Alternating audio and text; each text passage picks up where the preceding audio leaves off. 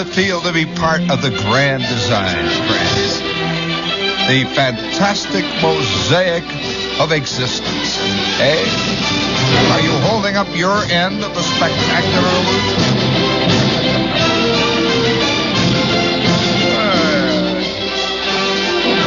You just keep it up there, Nat. Don't chicken out on me. Give him a little extra shot of mediocrity here.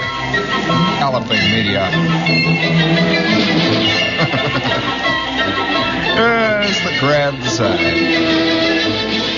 You know, there's a phrase that has always scared the daylights out of me. The term, the grand design. The spectacular mosaic of existence. This here is Rumpelstiltskin. And we'll be here for a few brief minutes attempting to while away a few of the hours and spin out a few of the spider webs of the momentary thing through which we are flying like eternal moths to the flame of life. Stay clear of that wick, friends. It has a tendency to reach out and nip you where you don't like to be nipped.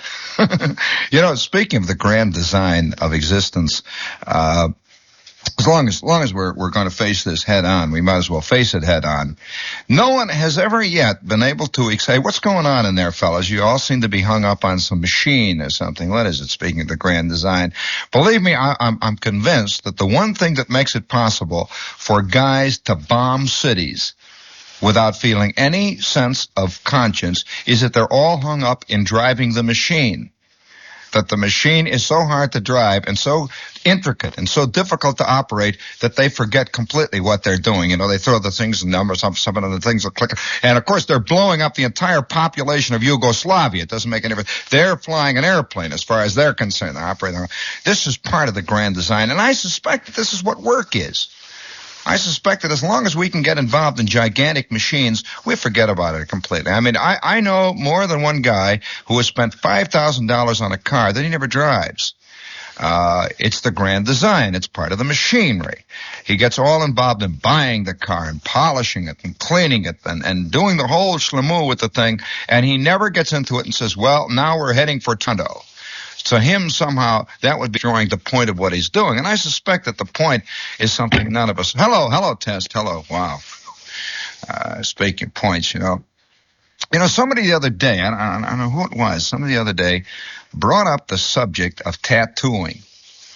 Now, I don't want to alarm any of you here at this moment. I am not going to advocate tattooing. However, I am going to say this. I'm going to say one thing before we go any further. That there is some deep psychological, who knows what it is? It goes far beyond psychological. Let's say it's a basic primal urge to decorate ourselves. There has never been a tribe yet who did not, in one way or another, hang a thing on their ear. In one way, it's a truth. On one way or another, put some, no, the glasses don't count, boy. It's the beard I'm talking about. Glasses are a necessity. I'm certainly not excluding myself from mankind. Believe me, there are very few turtles who say, I don't have a shell. Very few. And that's an old Indiana proverb. I just made it up. That's a proverb. From Moores Hill, Indiana, if you want to credit it to Moores. Because if I said I made it up, you wouldn't think it's any good. So I have to say that the old Indiana farmers say that one. There is no turtle that can say, I do not have a shell. All right, now, glasses don't count. I'm talking about sheer, unadulterated adornment, literal adornment, like a little tie clip. And no matter who people are, they have somewhere along the line hung some little gizmo on them. Somewhere along, a guy wearing a tie. We cannot explain tie. This is adornment. Cannot explain it at all. We say it's clothing. I'm sorry. What stormy, terrible blast from the Atlantic does your tie protect you from? Well, pretty hard. Speaking of stormy blasts from the terrible Atlanta's awful seas where the icebergs reach down and down into the eternal depth, there is at least 9/10 below the surface. And here comes an iceberg now, friends. We'll be back in 2 minutes. Oh yeah, well of course this is part of the great mystery of man. One night I'm sitting there. Now I have to my explanation about the I don't have any really about tattooing, but I will say this that when, it's very hard to explain what you are. I don't think man will ever be able to explain it. Although he'll work at it, he'll nitpick, he'll constantly pluck at his navel throughout all eternity. I suspect hell will be that. We'll all sit around there and try to figure out what we are throughout all eternity and shoveling like mad, and the storms are blowing and the wind is howling and the fires are growing higher. And every 5 minutes somebody will say, I got it, I'll tell you. That'll be hell. But it is. Maybe the search is going on. Now, I remember a psychologist telling me, I happened to take a few psychological courses in college, struggled through them, and along the way, one of them said to me, yeah, too many. How many? You want to know? 5 years. All right.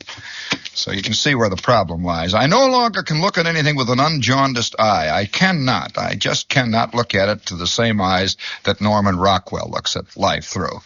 I wish I could. It would be great, Wouldn't it be great to have life to be one of these eternal Kodachrome slides, and your eyeballs see nothing but this brilliant green grass, the kind of grass that Norman Rockwell has. It never is cruddy and rotten, and the dogs have been through it, and the turtles and the pigeons, and you know what it's like. You know what it's like in the weeds there amid all those cigar butts.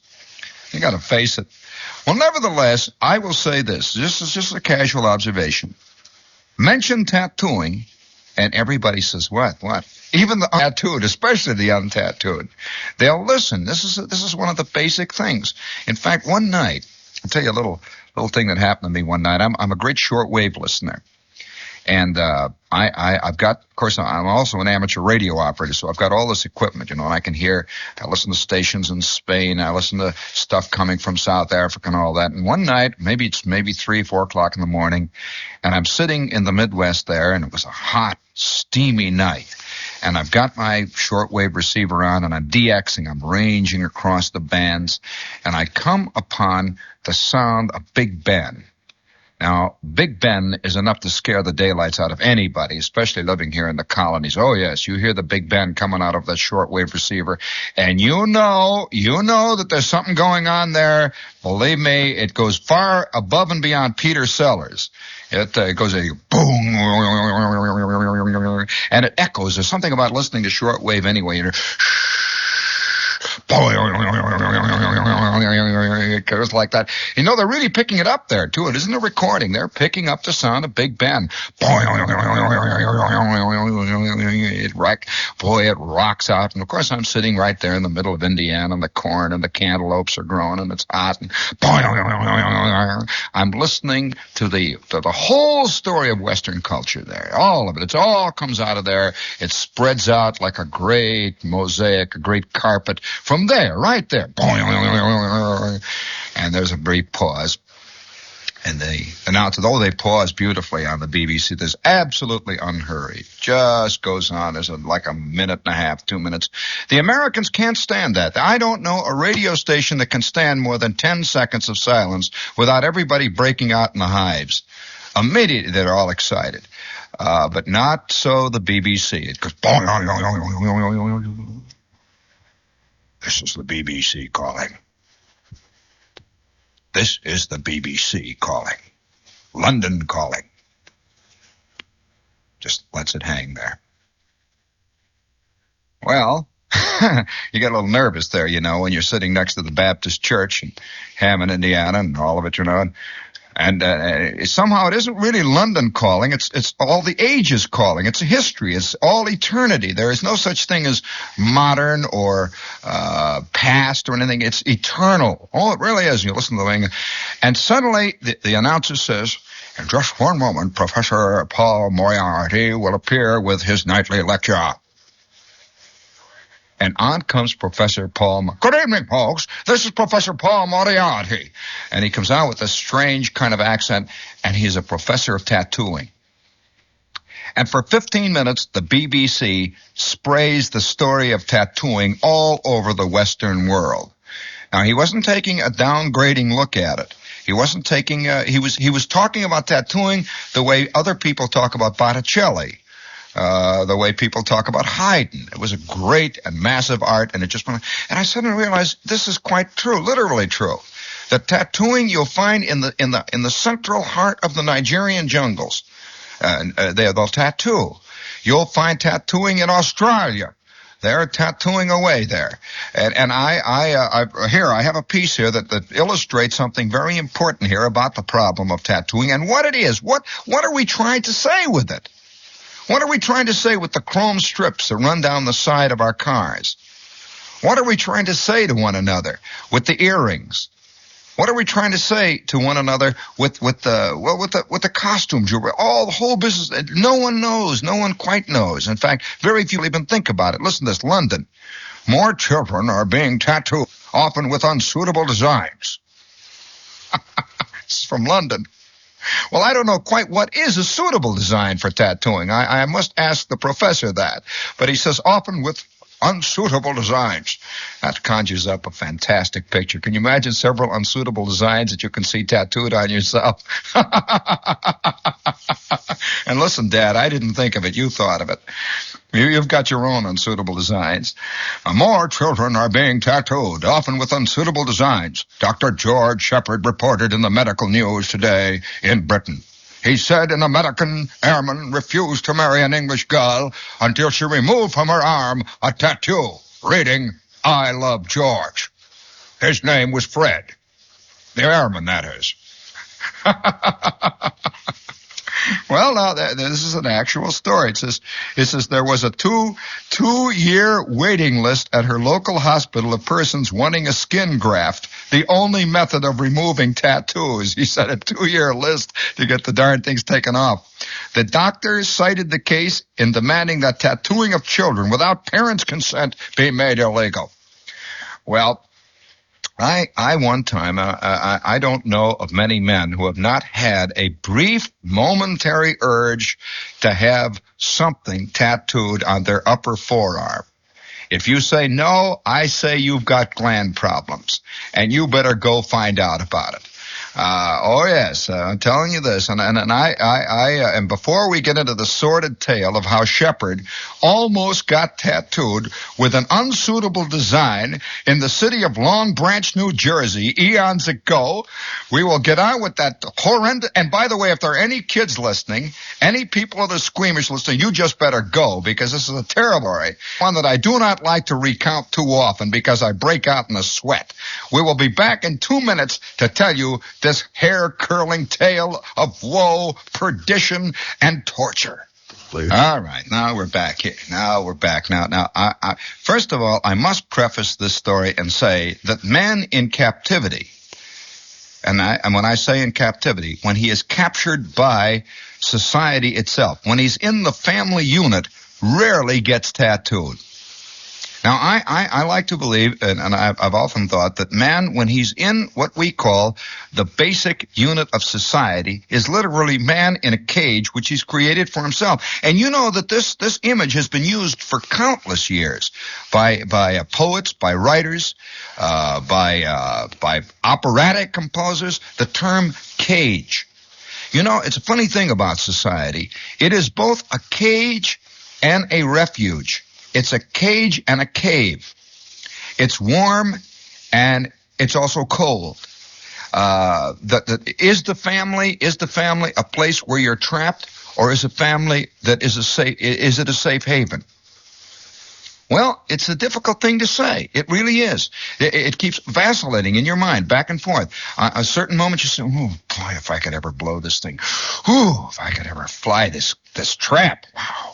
Now, there is not a man alive who has not said that at one time or another, tattooed or not. I don't care how bad your glands are. You have said this. There is not a chick alive who has not but what for one brief moment, why did I ever, this lout.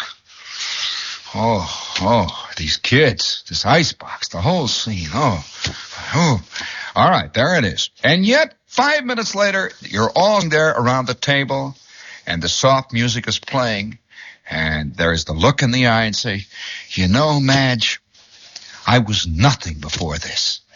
Nothing." Well, 15 seconds later, he's saying, oh, my God, oh, if I could only, oh. So there you got it. You got a cage and you got a cave. Now, I believe that when man gets out of that cage, for whatever reason, he is a very different creature than when he's in the cage. It's Dr. Jekyll and Mr. Hyde. It is really that split thing. Now, one of the reasons I believe why millions of men look back with a strange mixture of nostalgia and loathing upon the armed forces, the Army, or the Navy, or the Marines, or whatever it is he was in, was because that was the time he was sprung. Literally sprung. He was out of the cage. Now, in many ways he was out of the cage, because he was also taught to be something that you are never taught to be in the cage. He was taught to be a predator, a killer. They said, you can do it all now. Go, man, go. And not only that, nobody will recognize you because you are all in the same uniform, in the same suit. You are literally freed of the old bonds of identity. You know, when you're back home in California, when you're back home in Idaho, you're old George Witherspoon. You know, there you are, old friendly George. You live down there at the end of the street, you know, and you keep walking in and out of the house with that stupid look, and you got the lawnmower, and everyone knows you, really. And even when you go 5 miles away to the next town, who are you? George Witherspoon. You go 20 miles away and you're George Witherspoon. It makes no difference. You're the guy with the nutty sport jacket, you know, the guy with the rotten socks and all that. There you are. But let me tell you, you get in the signal and you are not George Witherspoon. You are not Charlie Schmidl. You are not. You are just this anonymous thing, and you drift around, and life is it's like quicksand. It's like living in a sea of quicksand. Any minute now, they're going to shift you from here to Algeria, or they're going to kill you. You don't know, you know. So there you are. No identity whatsoever. Now, what do? You revert to a behavior that is almost primal in its qualities. Oh, really, truly primal.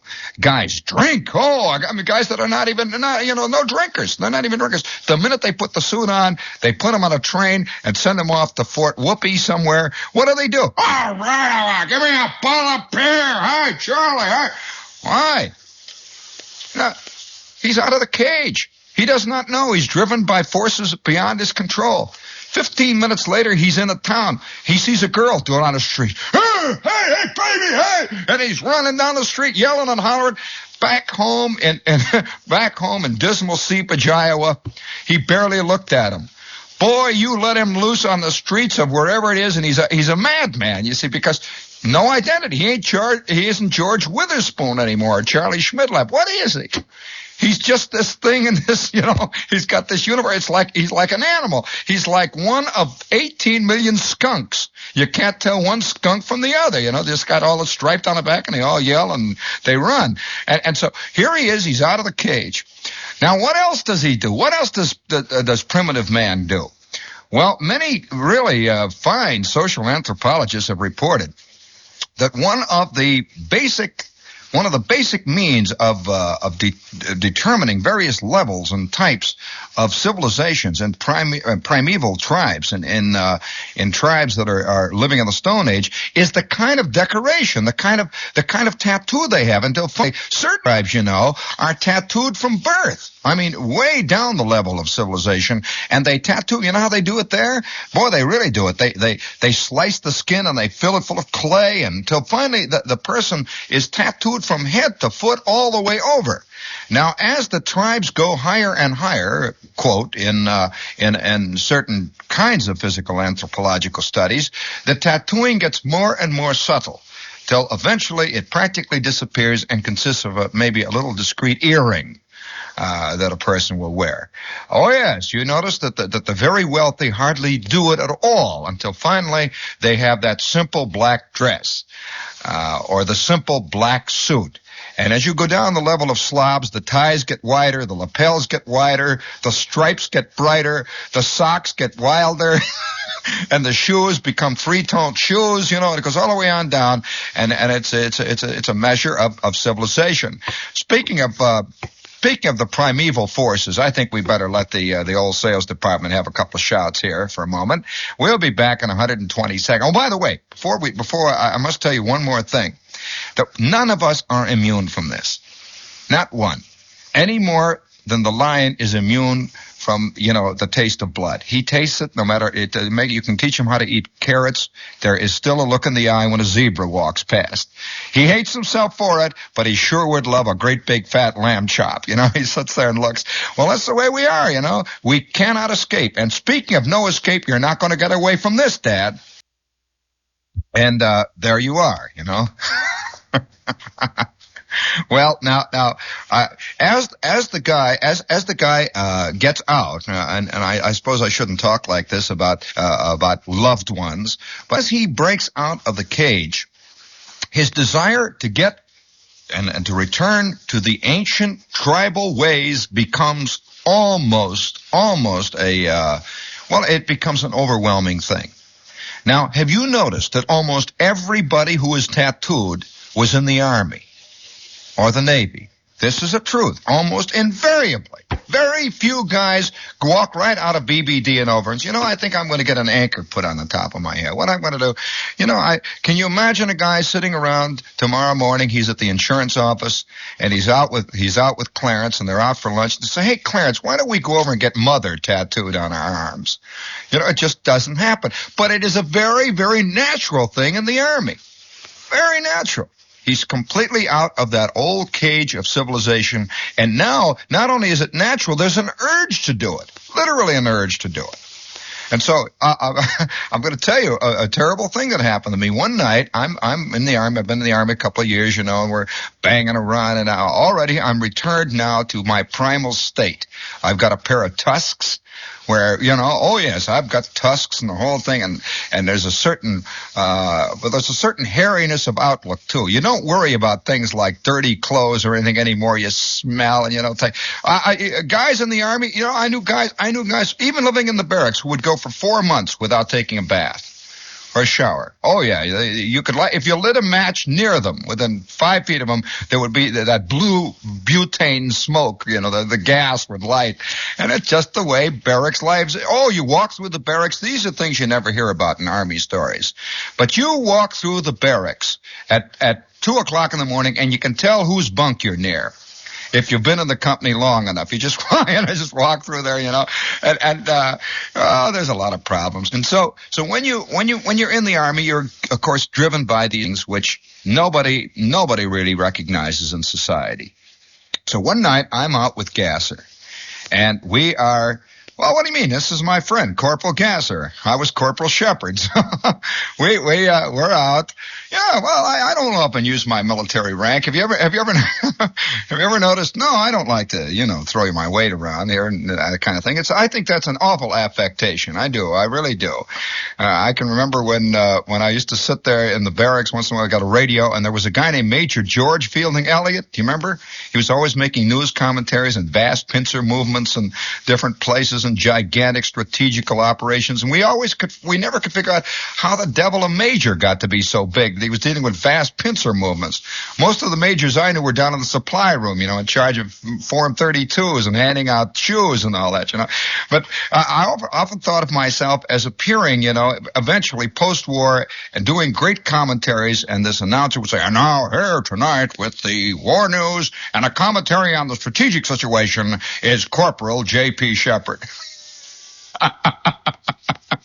Oh my! Well. So I'm a corporal, and this other guy's a corporal. And one terrible Saturday night, both of us go into a place which is very, very basic. This is a place called Long Branch, New Jersey, and I have to also point out that almost all parlors, have you noticed they call the tattooing emporia parlors? They're always called parlors. Almost all tattooing parlors are next to the sea. Why is this? What is more primal than the sea? Man is drawn to the sea, believe me, like a moth is drawn to a flame. Man was originally an amphibious creature.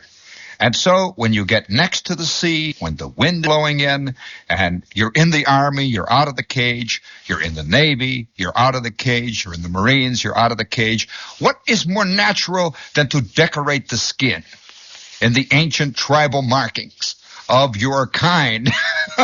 If you're in the Navy, it's an anchor. If you're in the Marines, it's crossed flags that say in hoc agricula conc, or semper fidelis, or Marie, or something like that. You see, and in the Army, of course, there are a certain set of things that go for the tribal markings in the Army. You don't hear much about. Speaking of tribal markings, you want to make a station break there for these guys? Speaking of tribal markings, all right, man, tell them what we are and why we are, and spell it out.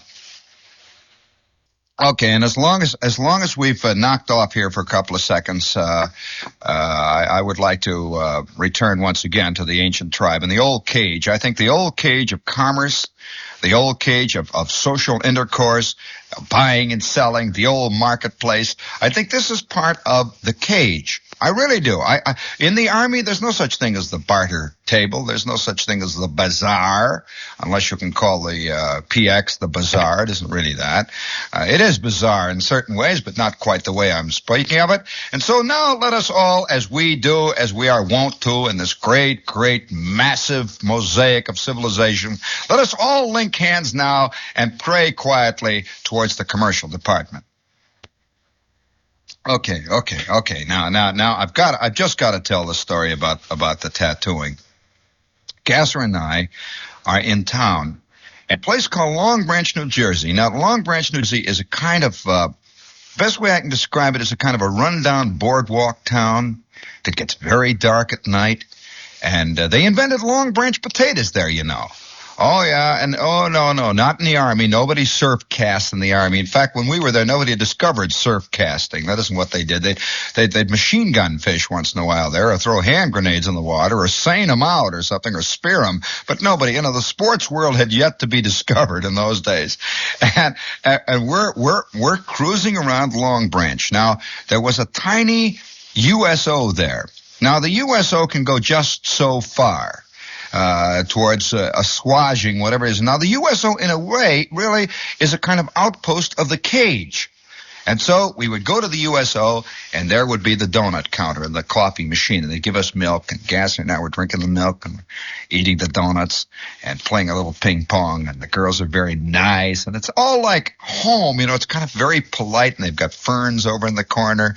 We stand there for a while, and we look out in the darkness, but once that creature is out of the cage, it's difficult to really get him back into it for any extended period of time. I think this is one of the reasons why the American Legion, all the various Army organizations, whenever they bust out, have a big national convention, it's fantastic. Just bust out. It's wild. The insurance men on a convention don't do that. No. And so there we are sitting in the USO, and we leave about 10:30 at night. We're walking around the streets of Long Branch, and there are the yellow lights hanging there, and outside the boardwalk you can hear the sea coming in. We go into this joint, which is totally removed from the USO. We have about 3 beers. Now, we're not drinkers, remember this. We're just kids in the Army. We have a couple of beers, 2 or 3. We drift out, and we walk up and down. And there's a place where you can go and buy a souvenir of candy. They're always selling near the sea saltwater candy. And so there's saltwater candy, 75 cents a pound. This can only keep you entertained for a couple of seconds and drifting back and forth. And there's been 2 years, We understand we've been there 2 years. We're like animals now, moving through the dark fastnesses of the jungle. Our knees flexed, our muscles ready to leap in any direction. A couple of girls go by and Gasser turns. Hey, baby! Nothing. They just keep going off into the darkness, and back and forth we go. When all of a sudden, way down there, at the end of the boardwalk, we see this light. There it is. It's a golden, reddish light hanging there. And we are drawn like moths to a flame. Somehow we knew that this is a place we had to go to. I got closer and closer and closer. It was one of these little narrow places. The kind of places that today they say keys made while you wait. And they sell locks and all that kind of stuff. A little narrow place, see. And out in front is a tall, thin sign with pictures all over it. And it said, Professor Watson, tattoo artist. Well, we stand there for a couple of minutes and look in, and Gasser says, oh, my God, well, who would ever want to, and he says, gee, wow, oh, what a nutty thing. We're looking at the tattoos there. And I say, yeah, I'm it's crazy. We look, and there are his designs. There's a mermaid, a green mermaid with red eyes, And there is a kind of a light blue. They all look like cockamamies or decals. There's a light blue anchor with a rope twisted all around it. And at the bottom it says, "To my lost buddies." That kind of thing. And then there's one with a big red heart, and it says "Mother." And it's dripping blood, and it has an arrow through it, or a dagger stuck in it, Working at this and Gasser, oh, wow. And we sort of drift out of the light, and we go on further on. Now, we've got a pass. We each have a pass that is good for 11 o'clock. Drift on down.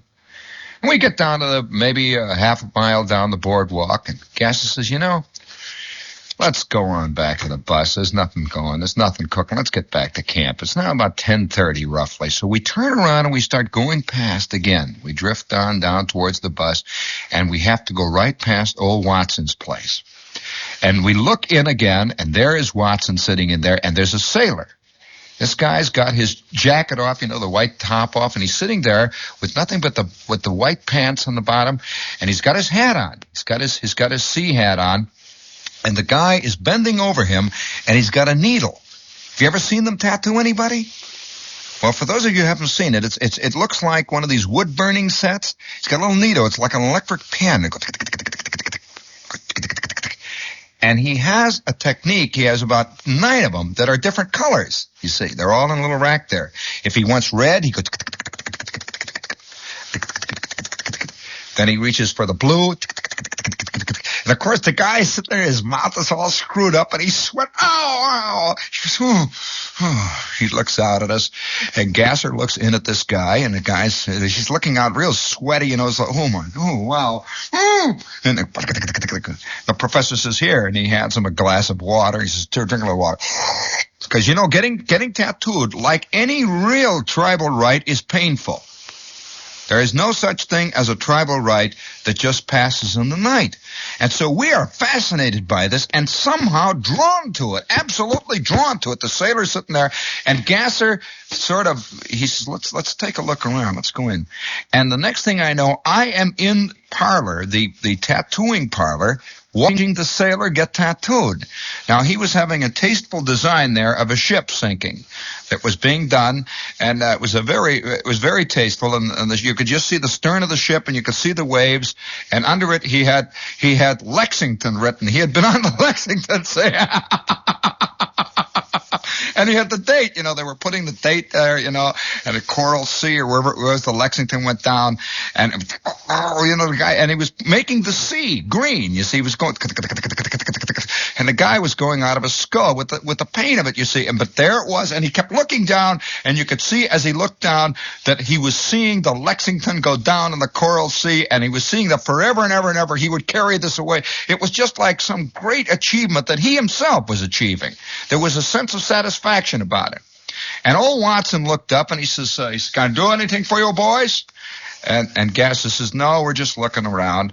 And all around us were the red hearts, the Cupid dolls, the traditional classical designs that all tattooing artists from Singapore all the way to Shanghai by way of the North Pole have forever and ever and ever put on guys' skins. It's classical, literally classical. I mean, really, you don't go in there and say, I want you to put on there the Empire State Building. They just wouldn't do it. If you went in there and says, "I want a free-form design. I want something like Jackson Pollock plays on the biceps up here," why, you would insult a real classical tattooist because, you see, he's proud of his designs. He's proud of the way he executes a mermaid. He's proud of the way he turns out a heart. He really is. And a good tattooist has nothing but scorn for a bad tattoo job. You come in there and you've got a kind of a lopsided, or a heart that just doesn't sing, So this is some, or what was that? I can't hear you through the glass, honey. We've always had that problem. But seriously, you cannot put down the art of the tattooist. And apparently this guy was a good one. So here we see the Lexington is going down, and he's putting down there the USN under it, and he's got all around it, he's got anchors and it was a great big design, He had little anchors and U.S. flags, and in the middle of it, the ship was sinking. Well, Gasser looks at this, and he turns to me. We're in the Signal Corps, and he says, I wonder if this... And sure enough, there on the wall is a pair of crossed Signal Corps flags. Have you ever seen the Signal Corps flags? The big... Oh, yeah, that's the insignia of the U.S. Signal Corps. Cross flags. One is white and one is orange. The cross flags of the Signal Corps. And Gasser looks up there. He looks at me, and I said, no, Gasser. No. No, Gasser. And Gasser says, well, wait a minute. I just want to find out how much it would be. That's all. This is the way disaster happens. Guys say, how many times have you heard guys say, wait a minute, Charlie, I just want to go over and ask her. I just want to see what she'd say. The next thing you know, it's a marriage that goes on for 100 years. There's an axe murder at the end of it, and a whole dynasty is founded. So Gasser says to me, I'm just going to find out what it would be. Now, I'm not interested. I just want to find out. And so he says to Professor Watson, he says, Mr. Watson, Professor Watson, how much are the Signal Corps flags? And the professor said, will you please not bothering me? He said, please don't bother me while I'm at work, please. And the sailor is sweating there. And Gasser says to him, does it hurt, Mac? And the guy looks up and he says, nah. No sailor would admit to a guy in the Signal Corps that anything hurts, Nah. The sweat is coming out. He's half crying, you can see the guy. And he always imagines himself on the beach back home with this thing. Back stripped, and there's that fantastic. He was at the sinking of the Lexington, and Gasser says, how much is it? And the guy looks up and he says, well, what do you want? What do you want on you? And Gasser says, well, the Signal Corps flags back there. How much are the Signal Corps flags? How large do you want them? How big? Your chest? Do you want them on your chest, your back? How you want them? On your little wrist or what? And the guy says, Gasser says, well, how about above? See, you don't want it to show. Somehow, you don't know, you don't get it on the top of your head or in your forehead or, in the back of your neck or something like that. Well, you think, well, maybe I ought to get it down on the bottom of my thigh or somewhere, where I can hide it, but I always have it, somehow. And Gasser says, well, up here. He said, well, let's see, that's $4. $4. Somehow you never thought how much a tattoo costs. $4, that's greasy kid stuff. That's nothing, $4. Yeah, $4. All of a sudden it had a new dimension, it was very real then. And Gus says, $4. He says, well, can I have a name put on it? He said, well, what do you want on it? I said, what do you want? And Gus says, well, how about Effie? Effie, how you spell that? And Gasser says, E-F-F-I-E. He says, E-F-F-I-E, Einschweid? That will be 25 cents extra with the Effie there. And Gasser says, well, let's see, that's $4.75 with the flags. He says, listen, is there any way to have a wreath put around it? Have the wreath on it. He says, how big you want the wreath? He says, well, the wreath goes, that big green one there. He said, well, the wreath is $1.50, that big one there. I guess, let's see, $4.75. For $6, I could probably have the Taj Mahal on there. See, so we're talking this thing out. It's be careful of this, friends. When you start talking about things in the particular, they become very, very logical. The most dangerous of all things become logical once you begin to discuss the particulars of them. Once you discuss the actual technique of burning down the city hall. Like one guy says, well, look, I've got 4-gallon jars in my basement. You get the gasoline, Fred. All we need is a stick of wicks. The next thing you know, you're down there burning the city hall. If you keep it in the general, you're safe. But once you start saying how much is the wreath. So Gasser's asking about the wreath. And yes, that's all right. All right. They're all excited in there. We'll give you 120 seconds. We'll be right back. Okay. Now here we come. That's long enough. They can cut out, for crying out loud. These guys are good. They know how to operate them controls. Well, now you got the scene now. We are hanging in there. It's hot. Oh boy, it's hot. And I think also that's part of it too. The heat, the sea, the boredom, the ennui, the sense of no involvement, no connections. All the rest of it is all sort of building up, and we walk out. We walk out on the boardwalk. Now, Gasser says, geez, wow. He says, let's see, we've got 20 minutes to the bus. Let's get going. And I'm sort of hanging back. I'm curious. I want to see how the sailor comes out of it. You know, it's a real operation. It really is. It's a physical and a technical operation. So we get down on the boardwalks. You want another one in there? Is that your problem? Another one, everybody? Everyone's all worried in there because, you know, it's very hard to tell a story when everyone's worried about problems. So I will make now a break, and then we will finish the story, okay? You know, it's like being up on the stage doing Hamlet, and everybody can hardly wait to get to the men's room. You just cannot say to be or not to be. Actually, it comes out to go or not to go. That's the technique, and you just got to realize that when you're being an audience, you either be an audience or you better be a nation of gentlemen rooms goer tours. There's no in between. All right, now you got the scene now.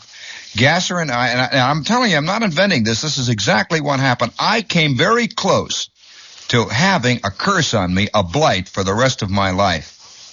We get out on the boardwalk, and Gasser walks about 10 or 15 steps, and he says, I'm going to get a pair of Signal Corps flags just on me. So I'm going to get it. I said, but Gasser, you know that doesn't come off. He says, come on. Oh, come on. We go back in there. The sailor is through. He's all washed up. He is rolling down his sleeve, and it's beautiful. You know, they put alcohol all over it. Do you know that they rub unguentine on the outside of a tattoo after it's done to relieve the stinging?